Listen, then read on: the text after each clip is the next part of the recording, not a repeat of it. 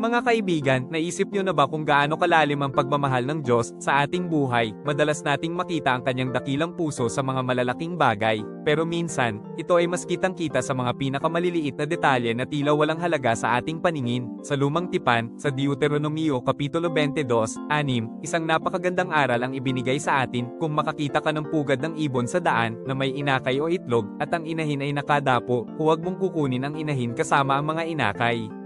Isipin mo, pati ang isang inahing ibon at ang kanyang mga sisiw ay mahalaga sa Diyos. Ito'y hindi lang simpleng utos, kundi isang pagpapakita ng kanyang labis na pagmamalasakit sa lahat ng kanyang nilikha, lalo na sa mga mahina at nangangailangan ng proteksyon. Kung ganoon ang pag-aalaga ng ating amang nasa langit sa isang inahing ibon, gaano pa kaya ang pag-ibig niya sa iyo, na kanyang nilikha sa kanyang sariling wangis? Ang pag-ibig ng Diyos ay detalyado, personal, at puno ng kawan. Sa bawat hamon, tandaan mo, hindi kanya kailanman pababayaan. Ang kanyang pag-ibig ang iyong kanlungan at lakas.